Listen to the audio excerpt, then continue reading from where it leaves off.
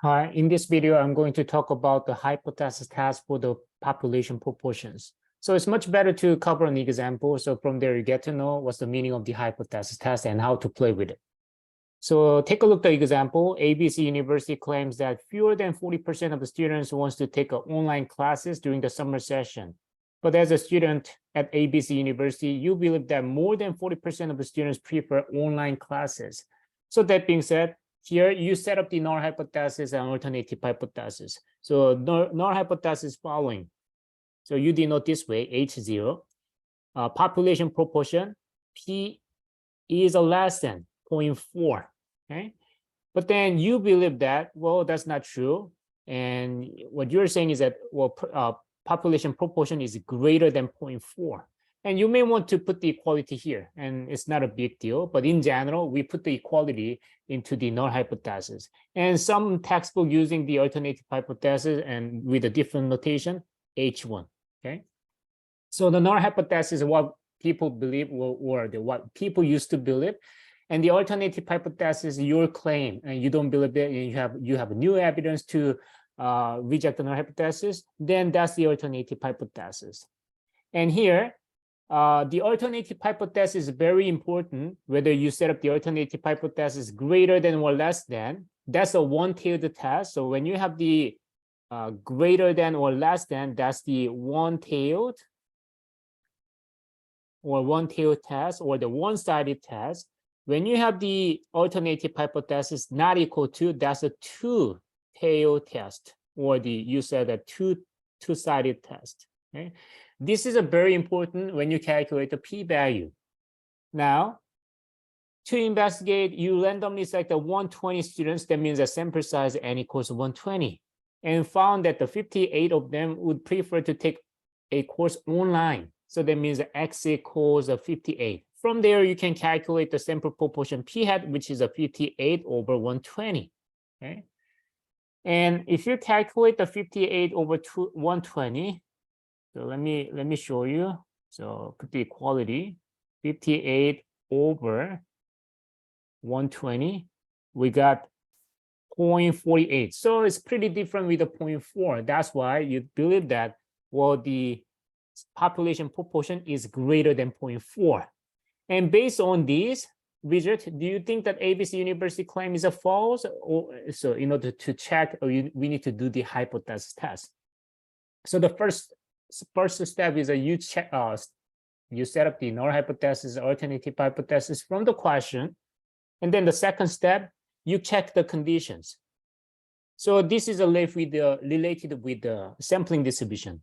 So when the n times p is greater than or equal to 10, n times 1 minus p is greater than or equal to 10. Well, the different textbook using the different numbers, but it does not matter. Usually, n times the population proportion is greater than 5 or 10. N times 1 minus population proportion is greater than 5 or 10. Then we can say that sample proportion p hat follows normal distribution. That's the approximation from the binomial distribution. But let me skip the details. So because the sample proportion follows normal distribution, and here, of course, that you can check the n times the population proportion 0.4, that is greater than 5, and n times 1 minus 0.4 is also, sorry, you can here, let me use a 10. Both of them greater than 10. So that means that we can say the sample proportion follows normal distribution. Then third step, we calculate the z-test statistic. Why? Because we just verified the sample proportion follows normal distribution. And then the test statistic formula is the following: sample proportion minus population proportion divided by the standard error, and the standard error is following: square root p times 1 minus p over n. Then we need to calculate this test statistic. So let me show you how to calculate this one. Just need to plug in the numbers into the formula. So in this case, 0.48333 something, right? So that's what we calculated, or you can denote 58 over 120 minus population proportion. This population comes from the null hypothesis. So you can use a 0.4 and divided by square root 0.4 times 1 minus 0.4 over sample size of 120. So let me calculate it by using the Excel. So the numerator is, give me 1 second. So numerator is this 58 over 120 minus 0.4. So I got the numerator 0.083 something, and then the denominator is put the equality, square root SQRT, 0.4 times 0.6 divided by the sample size of 120. Then we got the standard error, which is a 0.0447 something. So this 0.083 something divided by this 0.044 something, then we get this z-test statistic. So this one over that one. Then we got the test statistic 1.863, so up to 3 decimal places. Okay, then we can calculate the p-value. Well, there are 2 ways to make a final decision. One is the following. The first one is you check the test statistic and a critical value, and you compare. And when you have the test statistic in absolute is greater than critical value in absolute, then we say that you have a strong evidence and you reject the null hypothesis. If the test statistic is a less than critical value in absolute, then we fail to reject the null hypothesis. The other way is following. From the test statistic, this z-test statistic, we can calculate the p-value. And I'm going to explain what's the meaning of the p-value. And then you compare with the alpha level. Alpha level is a significance level. When the p-value is smaller than the alpha level, we reject the null hypothesis. On the other hand, the p-value is greater than alpha level. We don't have the strong evidence. Then means that we fail to reject the null hypothesis. Okay. So here, let me show you both of them. So start with the first one. So because we know the test statistic, we need to calculate the critical value. How can we calculate the p-value, critical value? Well, the question says that we are using the 5% significance level. That means that alpha equals to 5%. So let me draw the standard normal distribution. So here, this is a standard normal distribution with a mean equals 0, standard deviation equals 1. And what we just found is a critical value, which is test statistic 1.863. That's our z-test statistic. And then we can find the critical value from the alpha level. So alpha level is 5%. That means that this shaded area is a 5%. Then we can find the critical value, which is the value of this one. Well, how can you find it? Norm inverse. So this is a norm inverse.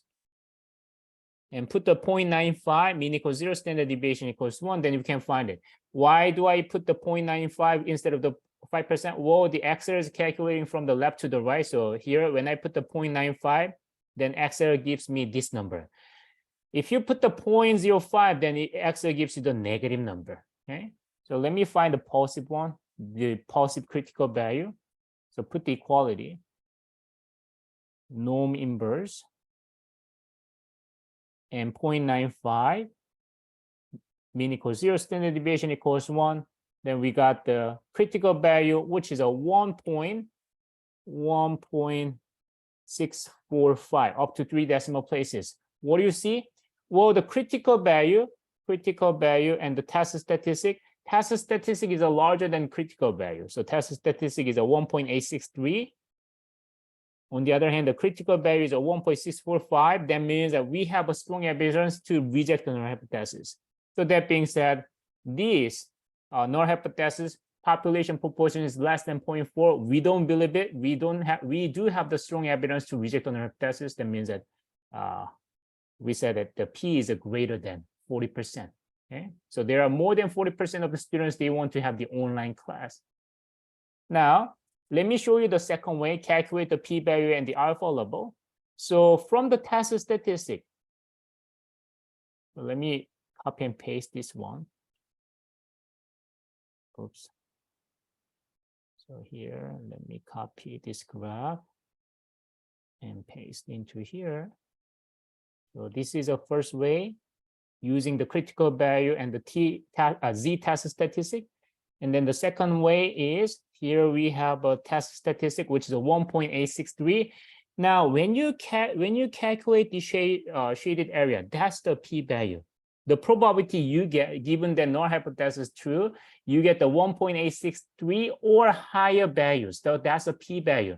If you have a small p-value, that means that you have a very large test statistic in absolute.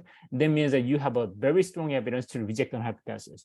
So in this case, how can you find the p-value? Well, using the complement. So this is the same as 1 minus norm dist 1.863, mean equals 0, standard deviation equals 1, true. Because that here, norm dist 1.863, mean equals 0, standard deviation equals 1, then it calculates this one. But what we want to find is this one, right? So that's why I'm using the complements. So let me show you the step by step. Let me calculate the norm dist first, then put the equality. Norm dist 1.863. Mean equals 0, standard deviation equals 1, and true. True means that it's cumulative distribution from the negative infinite to the 1.863. And it gives me the 0.9687. Then you realize that, well, you got the 0.9687, but what you need to find is this small one, right? So that makes sense. That doesn't make sense. So from there, you get to know, okay, I made a mistake. I need to find the complements, okay? So 1 minus that one gives you the answer. So 1 minus this probability, that gives us the p-value. So the p-value turns out the 0.03123. Okay. Now, when you compare the p-value with the alpha level, our p-value is 0.03123, and the alpha level, the significance level is given as 5%, which is a 0.05. Which one is a smaller? Well, the p-value is smaller than the alpha level. That means that we have a strong evidence to reject the hypothesis. That's our decision. Okay. So then, what's the point? Well, let's take a look at the z-test statistic one more time. So z-test statistic is a p hat minus p over the standard error. Now, here's the intuition. When you have a pretty large difference between the sample proportion and the population proportion, then in absolute, your z-test statistic is a large. So p hat the difference. So this is an important intuition. The difference between sample proportion p hat and the population p is different a lot, or is large. The difference of the between the p hat and the p is a large. That means your test statistic, so in this case z-stat, is a large. Then from the graph you get to know, well, when you have a large test statistic, that means that it's far from the zero. Then this shaded area, the p-value is a very small. So then the p-value is a small. P-value is small, and especially the p-value is small than the alpha level, then we reject the hypothesis. Okay. So that's it. From the question, you set up the null hypothesis and alternative hypothesis, and then the second step, you check the condition whether you can use a normal distribution. For the proportion question, almost every single question satisfies this condition. That means that you can use a normal distribution. So that's why in the third step, you are using the z-test statistic, and this is formula sample proportion minus population proportion over the standard error. And you just need to plug in the numbers and you calculate the test statistic. Based on the question, you may want to use the first way or the second way. It depends on the question, but I showed you both of them. So when you compare the test statistic with the critical value, in general, it's better to use the absolute. It does not make you headache. So, and then as long as a test statistic is greater than critical value in absolute, we reject the hypothesis. Or you're using the p-value, then the p-value is smaller than the alpha level, you reject the hypothesis. Then from there, you get to know that you are using the test statistic and critical value, then basically you are using the z-score here, these values, right? And when you're using the p-value and the alpha level, that means that you are using this shaded area, the percentage, the probability. But they give you the same answer. They are consistent. Okay? All right, so let me stop here.